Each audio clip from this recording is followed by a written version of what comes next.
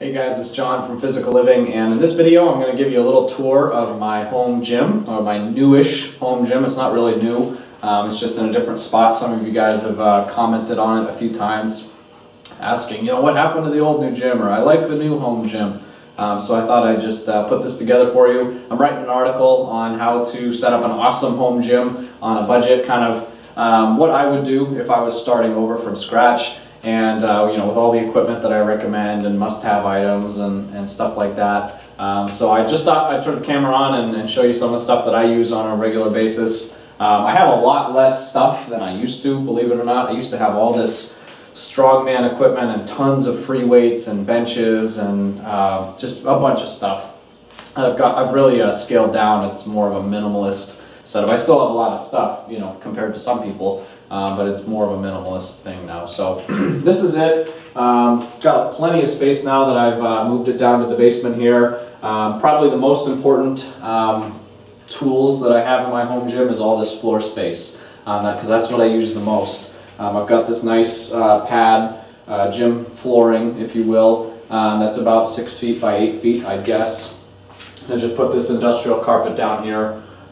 Just for comfort purposes, and it's, as you can see, it's concrete everywhere. And somebody had commented not too long ago about how uninspiring my training space is, and I need to, dress things up and decorate and, make it a more inspiring training space. And I kind of chuckled about that and thought, I don't really come down here to be inspired. I just come down here to train.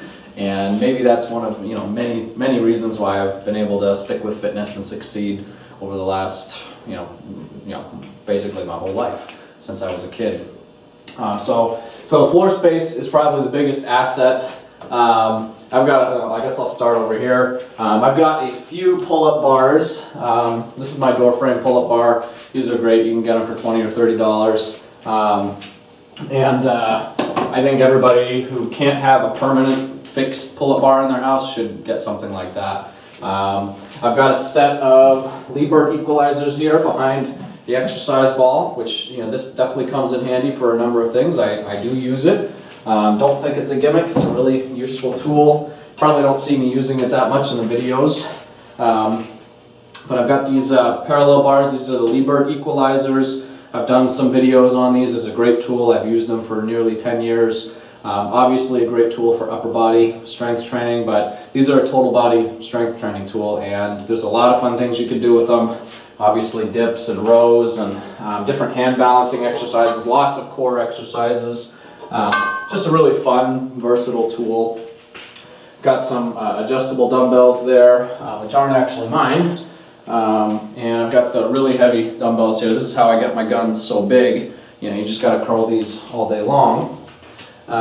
One of the first pieces of equipment that I ever bought was this barbell set, and I got it for, I think, $100, $99.99, way back in the day. They're more expensive now, but I've used that thing so much over the years, off and on. Used it a lot in the beginning, early adulthood, and I've been getting back into it the last couple of years. And it's for, the basic barbell stuff, squats, pulls, presses, cleans, one of my favorite exercises. In the corner, I've just got some various rods and dowels, a couple of Boken katanas, mini club bells, things that I get out from time to time. I don't really use the Bokens anymore, but I used to use those a lot when I was younger.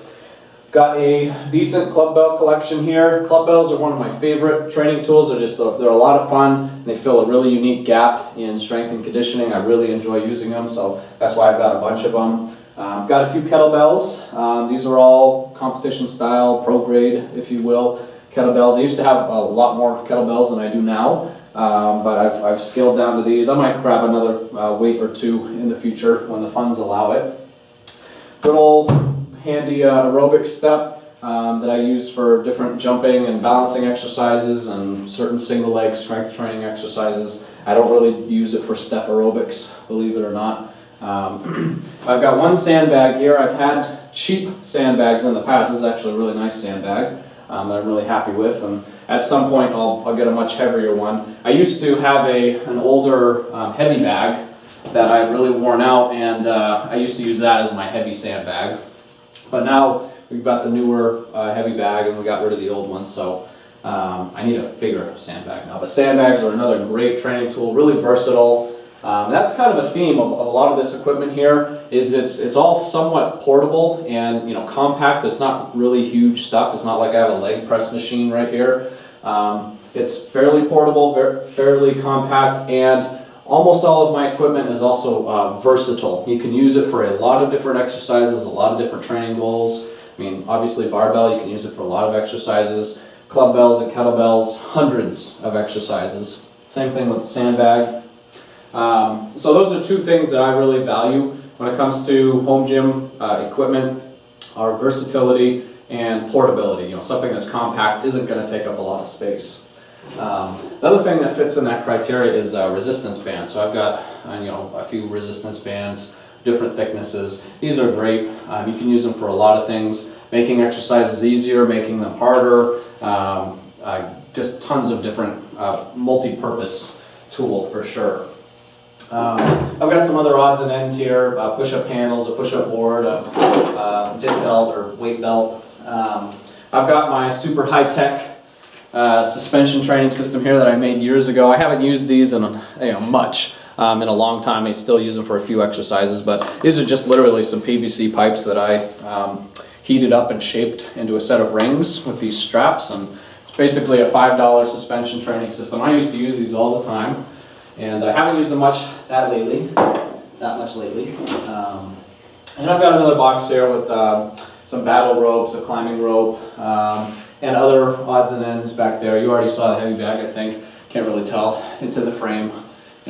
Used to use a heavy bag a lot more in years past too, but since the gym's down in the basement, I decided to put it up. And I've got other gear here and there, in the backyard, upstairs. Fitness is just kind of a part of my life, and so if I want to go lift some rocks, I've got them ready and waiting in the backyard. So anyways, that's basically just a little tour of my home gym. Not sure if you're really interested in sitting through that whole video or not, but I figured I'd post it for those who are interested. I know a few guys asked about it. So thank you very much for watching. If you have any questions about setting up a home gym or home gym training in general, check out the link below the video. As I said, I think I said before in the introduction, that I'm writing a pretty detailed guide on how to set up an awesome home gym on a budget. It includes the 3 phases that I recommend making your purchases, some of the equipment that I really recommend you purchase, including a lot of stuff that I don't have here. It's kind of the way I would do it if I was starting over again. And I understand that setting up a home gym is definitely a process, and it's something I think you should treat as a kind of a long-term investment. Don't buy a bunch of stuff right from the start. Get the things that you're going to enjoy using and that are going to be useful for your goals, obviously. And after 6 months, a year, 2 years, or whatever, get some more stuff and just treat it like that. And that's how I've collected all these things, is just a little bit at a time. I didn't go out and spend $1,000 on all this gear. It was just a little investment here and there. So anyways, if you have any more questions about home gym training, definitely check out the link below. It's going to be a really detailed guide on setting up your gym and how I would do it, how I would spend your money, right? So anyways, I'm John Sifferman from physicalliving.com. Thank you very much for watching. I really appreciate your time, especially something like, frivolous, you could say like this, like a little tour of my home gym. Honestly, I don't know who would really care about this, but if you do, I do appreciate your time, and I'll see you in the next video. You're right, I did forget to tell them about that. Hey guys, one last thing. The pull-up bar, which escaped my line of sight, is also in my home gym, as you can see. And this is my new pull-up bar, well, newish, and this is the stud bar from studbarpullup.com, I believe. And it's a great pull-up bar, one of the best I've ever used, and I've used a lot of pull-up bars. I don't think pull-up bar is a must-have item for a home gym, but it's definitely a great tool, something that I do recommend for most people, especially if you do calisthenics, which a lot of people do, and rightly so.